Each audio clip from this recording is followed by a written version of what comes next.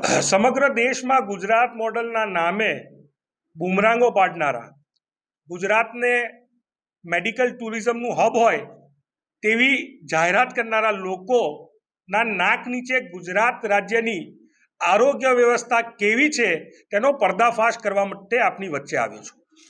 ગુજરાત રાજ્યમાં કુલ community health centre 344 છે. 344 health સેન્ટરમાં દરેક હેલ્થ સેન્ટર હેઠળ આશરે 55 જેટલા ગામડાઓ આવે છે. 55 જેટલા ગામડા અને 1 થી 2 લાખ સુધીના લોકોની વસ્તી હોય છે. 344 હેલ્થ સેન્ટરોમાં, કોમ્યુનિટી હેલ્થ સેન્ટરમાં સરકાર મુજબ 4 સુપર સ્પેશિયાલિસ્ટ હોવા જોઈએ: જનરલ સર્જન, જનરલ ફિઝિશિયન, ગાયનેકોલોજીસ્ટ, પીડિયાટ્રિશિયન. એટલે કે મહિલાઓના માટે, નાના બાળકોના માટે જનરલ ફિઝિશિયન, જેને કહેવાય કે સામાન્ય સારવાર કરવા માટે MD, MS જેવા ડૉક્ટરોની જરૂર હોય છે.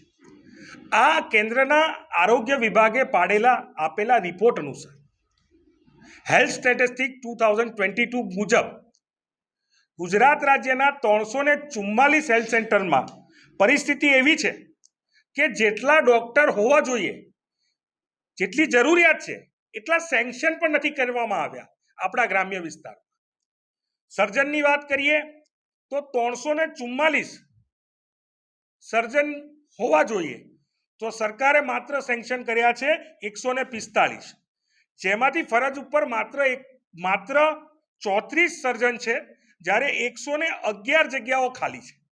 ગુજરાત રાજ્યના કોમ્યુનિટી હેલ્થ સેન્ટરને 311 સર્જનની જરૂર છે, જનરલ સર્જનની. એ જ રીતે ફિઝિશિયનની વાત કરવામાં આવે, સામાન્ય MD, MS જેવા ડૉક્ટરની વાત થાય, એવા ગુજરાતના ગ્રામ્ય વિસ્તારના 344 કોમ્યુનિટી હેલ્થ સેન્ટરમાં માત્ર 102 સેન્કશન કરવામાં આવ્યા છે. ખરેખર જરૂરિયાત છે 344ની, જેમાં ફરજ ઉપર માત્ર 49 ડૉક્ટર છે. 53 જગ્યા એમાં પણ ખાલી પડી છે અને 330 જેટલા ડૉક્ટરોની, જનરલ ફિઝિશિયનની જરૂર છે. આજે આપણા આખા ગુજરાતમાં ચાંદીપુરા રોગના નામે હાહાકાર થઈ ગયો છે. 30થી વધારે બાળકો એ જીવ ગુમાવે છે. 30થી વધારે. આજે આંકડો વધતો જાય છે અને સરકાર ક્યાંક ને ક્યાંક આંકડા છુપાવવાનું, જે કોરોનામાં પણ કર્યું હોય, એવા પ્રયત્ન કરી રહી છે. આપણા ગુજરાતના બાળકો માટે, જેને ચાઇલ્ડ સ્પેશિયાલિસ્ટ કહેવાય, એ આપણા કમ્યુનિટી હેલ્થ સેન્ટરમાં નથી. ગુજરાત રાજ્યના જે કમ્યુનિટી હેલ્થ સેન્ટર છે ત્યાં 344 પીડિયાટ્રિશિયનની જરૂર છે.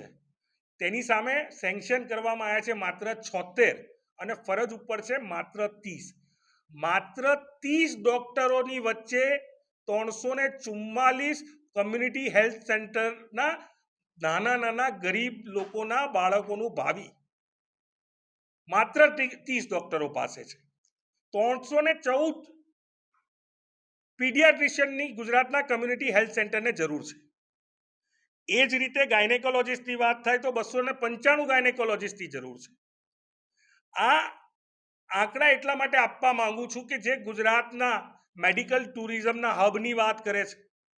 આપણે કોરોનાના સમયમાં પણ જોયું કે કેવી રીતે સરકારના, જેને કહી શકાય કે પેરાલિસિસ થઈ ગયો એ પ્રકારની એમનું કામગીરી, જેનાથી કેટલાય લોકોએ, નિર્દોષ લોકોએ જીવ ગુમાવ્યા. દવાઓ ન મળી ટાઈમે, વેન્ટિલેટર્સ ના મળે, આપણે જોયું. અને અત્યારે પણ આ ચાંદીપુરા જેવા રોગમાં ગુજરાત રાજ્યની જે આરોગ્ય વ્યવસ્થા છે એના આંકડા કેવા ચોંકાવનારા છે. એટલું જ નહીં, માત્ર જેને કહેવાય પ્રાઇમરી હેલ્થ સેન્ટર, ત્યાં પણ 185 ડૉક્ટરની ઘટ છે.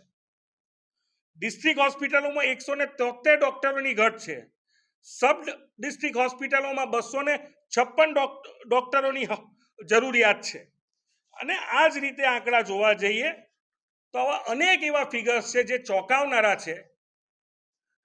આ ગુજરાતના જે આરોગ્ય મંત્રી છે વારંવાર આવે છે ટીવીમાં, ગુલબાંગો પુકારે છે, પણ ગુજરાતની જનતા, ગુજરાતના ગ્રામ્ય વિસ્તારના લોકોની બિલકુલ ચિંતા નથી. શહેરી વિસ્તારમાં જે CHC આવ્યા છે ત્યાં જરૂરિયાત કરતાં વધારે સેન્કશન કરવામાં આવે, અને ગ્રામ્ય વિસ્તારમાં જ્યાં જરૂર છે, જ્યાં જેને કહી શકાય કે દાહોદથી જામનગર અને સાબરકાંઠાથી સુરત સુધી આપણે ચાંદીપુરાના કેટલાય કેસીસ આવી રહ્યા છે, ત્યારે ત્યાં પીડિયાટ્રિશિયન ચાઇલ્ડ સ્પેશિયાલિસ્ટ ના હોય એવી પરિસ્થિતિમાં આપણા ગ્રામ્ય વિસ્તારના લોકો જીવી રહ્યા છે. ત્યારે સરકારને હું કહીશ કે સાચા આંકડા એમના પટલ ઉપર મૂકે, એમની વેબસાઇટ ઉપર મૂકે, જેથી ખબર પડે લોકોને કે આ સરકાર કેટલું જુઠ્ઠાણું ચલાવી રહી છે આરોગ્ય ક્ષેત્રે, અને આપણા સૌના, આપણા ગુજરાતના જે ગુજરાતીઓના જીવ જોખમમાં મૂકી રહી છે. તાત્કાલિક જે જગ્યાઓ ખાલી હોય તેમને તાત્કાલિક ધોરણે ભરવામાં આવે. અને આપણે જોયું છે કે સરકાર પોતે કયા પ્રકારની કામગીરી કરે છે. જે ડૉક્ટરોને ગામડામાં કામ કરવાનું હોય તેમની જોડે બોન્ડના પૈસા ભરાવાની વાત કરી અને કેટલાના બોન્ડ પણ બાકી છે. એટલે આપણે આમ મેળા પીપળા એમના જોયા છે, પણ સ્પષ્ટપણે અત્યારે જ્યારે ગુજરાતના લોકોનો જીવ જોખમમાં હોય, ગુજરાતના બાળકોના જીવ જોખમમાં હોય, ચાંદીપુરા જેવા રોગ જેને કહેવાય કે ફેલાયેલો હોય, 30થી વધારે બાળકોના જીવ ગયા હોય, ત્યારે ગુજરાત રાજ્યના ગ્રામ્ય વિસ્તારોને આ સ્પેશિયાલિસ્ટ ડૉક્ટરોની જરૂર છે.